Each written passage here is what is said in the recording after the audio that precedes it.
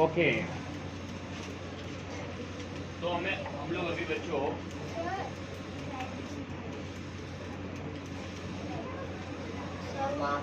Past continuous tense देखेंगे। क्या देखेंगे बच्चों? Past continuous tense. इससे पहले हम लोग पास्ट इंडेफिनिट टेंस कल हम लोग पढ़ चुके हैं ना। अब हम लोग पास्ट कंटिन्यूस टेंस पढ़ेंगे। पास्ट कंटिन्यूस टेंस का मतलब है कि अभी जो कार्य है ना वो भूतकाल में चल रहा था, है ना।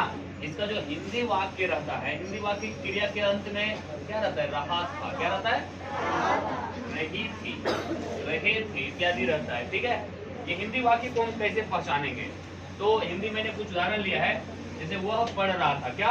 वह पढ़ रहा था, मतलब वह जो है वो पढ़ने का काम कर रहा था, उसका पढ़ाई का काम चल रहा था, वो खत्म नहीं हुआ था।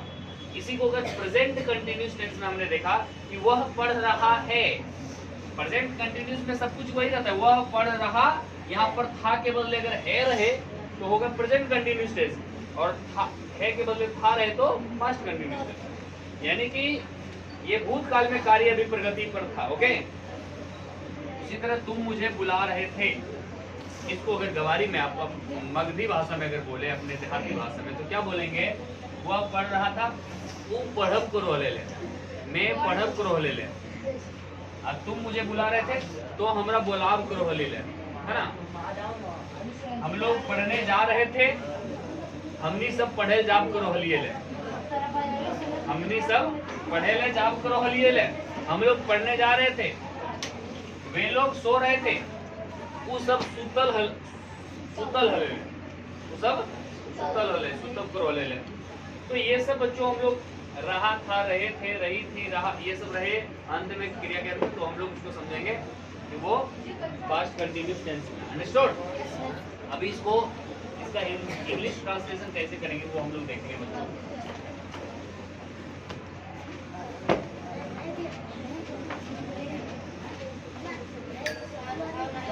तो इसका जो अफर्मेटिव सेंटेंस होता है, हेलो, ट्रांसलेट करने के लिए जो सबसे पहला हमारा कौन सा सेंटेंस होता है बच्चों?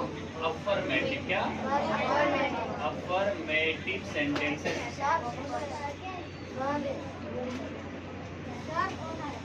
तो यू रहने दो। तो अफर्मेटिव सेंटेंस का जो स्ट्रक्चर होगा बच्चों वो होगा सब्जेक्ट प्लस, वहाँ पे प्रेजेंट कंटिन्यूस टेंस में इज, एम और आर का प्रयोग करते थे हेल्पिंग वर्ब। यहाँ पे वाज या वेयर का प्रयोग करेंगे, सब्जेक्ट प्लस वाज या वेयर। उसके बाद verb 1 plus ING plus object, ये लगाएंगे हम लोग। अंडरस्टूड ये स्टूडेंट्स?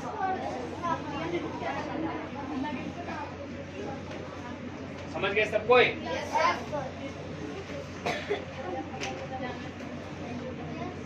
तो ये हमारा सबसे पहले सब्जेक्ट लगाते हैं, फिर वाज या वेयर, और उसके बाद वर्ब 1 प्लस आईएनजी, इसी को वर्ब 4 कहते हैं, ऑब्जेक्ट। सब उदाहरण, कुछ उदाहरण लेके इसको समझते हैं। ठीक है, जैसे वह किताब पढ़ रहा था, तो इसका बनाएंगे ही वाज, क्योंकि ही के साथ वाज और वेयर में वाज लगेगा। क्योंकि ये देखो इज और आम का पास्ट टेंस होता है वाज। क्या होता है बच्चों? वाज। जहां हम लोग इज या आम लगाते थे वहां पे वाज लगाएंगे, और जहां पर हम लोग आर लगाते थे वहां पर वेयर लगाएंगे। अंडरस्टूड? ये बात समझो।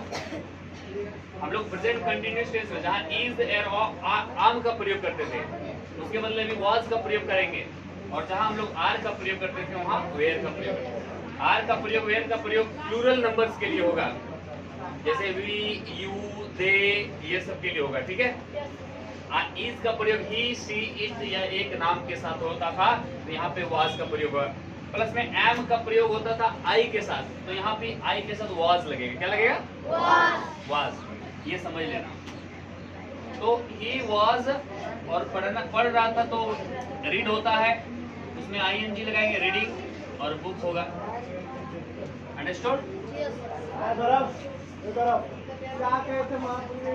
हम लोग क्रिकेट खेल रहे थे, क्रिकेट खेल रहे थे। हमने सब क्रिकेट में खेलते वाली है, तो हम लोग के साथ क्या लगता था पहले आर, अभी क्या लगाएंगे वेयर, क्या लगाएंगे तो वी वेयर, क्या बच्चों वी वेयर, बोलिए we were playing cricket, we were playing cricket, we were playing cricket, he was reading book, आप लोग बातचीत कर रहे थे, बात कर रहे थे, आप लोग बात कर रहे थे, तो आप लोग का क्या होगा यू, आप लोग का you were talking, you were talking, you were talking, बातचीत करने का टॉक होता है बच्चों और टॉकिंग होगा। तो आप इसको समझ गए हैं? Did you understand? Okay, so we copy that.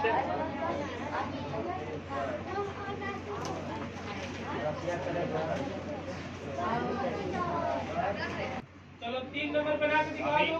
3 number भी जोड़ने पर होगा, 4 नंबर घटाने पर होगा, 5 नंबर घटाने पर होगा, इसमें समान स्थिति होगा उसको घटाने पर। यहाँ पे कुछ और उदाहरण लेते हैं बच्चों, सम मोर एग्जांपल, ओके। जैसे वो पढ़ने जा रहा था, वह कहाँ जा रहा था? स्कूल जा रहा था पढ़ने। तो यहाँ पर दो क्रिया है, दो वर्ब है, एक तो पढ़ना और एक तो जाना। तो जिस क्रिया के अंत में रहा था है वही मेन क्रिया होता है, ठीक है। यहाँ पर जा रहा था, तो जाना के साथ रहा था लगा हुआ है, तो ये मेन वर्ब है, ओके, ये मेन वर्ब है। तो he was going होगा, क्या होगा? वह जा रहा था, he was going, कहाँ पे? पढ़ने के लिए, तो to read, यहाँ पे क्या हो जाएगा बच्चों? अब इस क्रिया के अंत में ing नहीं लगेगा, ये सेकेंड वर्ब है, क्या है? मेन वर्ब यहाँ पर go था, उसके साथ ing लग गया है, ये सेकेंडरी वर्ब है, इसीलिए इसके साथ ing नहीं बल्कि इसके पहले to लगेगा। के लिए, to मतलब क्या होता है? जब भी के लिए होता है, जैसे पढ़ने के लिए, खाने के लिए, हंसने के लिए, तो उसके पहले टू होगा, क्या लगेगा? इन्फिनिटिव्स है ये क्या है बच्चों? टू रीड का मतलब पढ़ना, टू रीड का मतलब टू डांस का मतलब नाचना, क्या? तो यहाँ पर पढ़ने के लिए तो टू रीड, पढ़ने के लिए तो खेलने के लिए तो टू प्ले, हंसने के लिए, दौड़ने के लिए टू रन, सबके पहले टू लगेगा, तो ये सेकेंडरी वर्ब है। उसी तरह मैं खेलना चाह रहा था, यहाँ पे खेलना भी वर्ब है और चाहना भी वर्ब है। तो बच्चों चाह रहा था, मेन वर्ब ये होगा, चाह रहा था, क्योंकि अंत में रहा था है। तो आई वॉज वांटिंग, चाहना का वांट होता है और वांटिंग का मतलब चाह रहा था। खेलना तो टू प्ले, खेलना का टू प्ले, ओके। वे लोग खेलने जा रहे थे, यहाँ पर मेन वर्ब होगा जा रहे थे, ये जाना मेन वर्ब है। तो दे वेर गोइंग, वे लोग जा रहे थे, दे वेर गोइंग। अब खेलने के लिए तो टू प्ले, खेलने के लिए, तो फाइनल वाक्य होगा they were going to play, बोलिए they were going to play, I was wanting to play, he was going to read.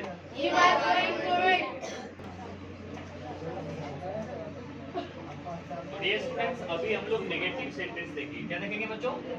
Negative sentence. बोलिए सबको।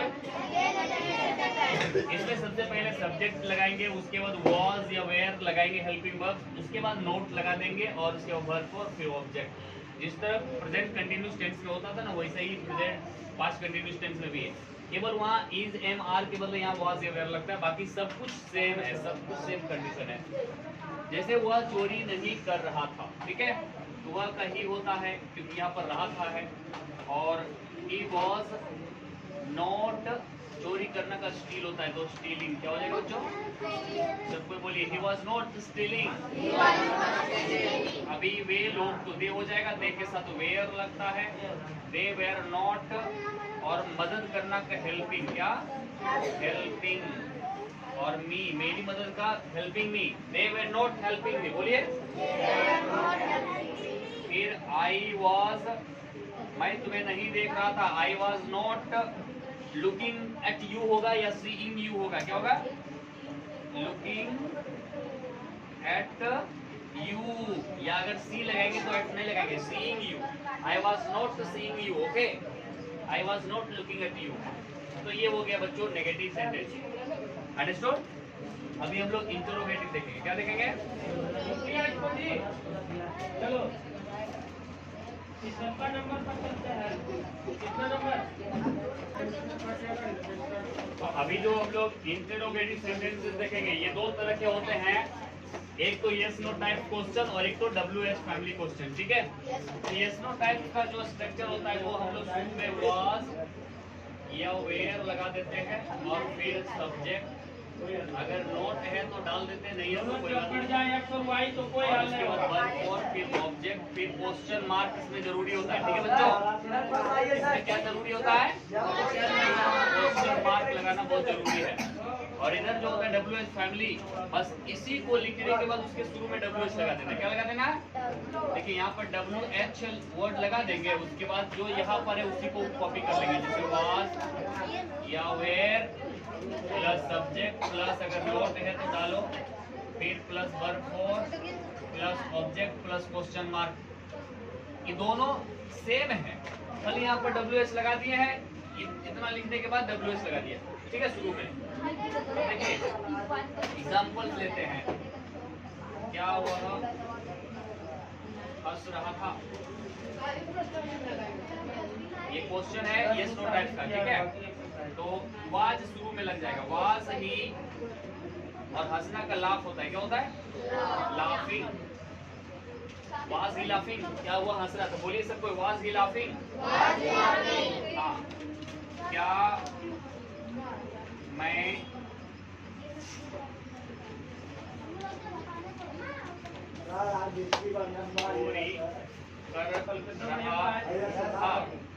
चोरी कर रहा था, वाज आई स्टीलिंग, बोलिए वाज आई स्टीलिंग।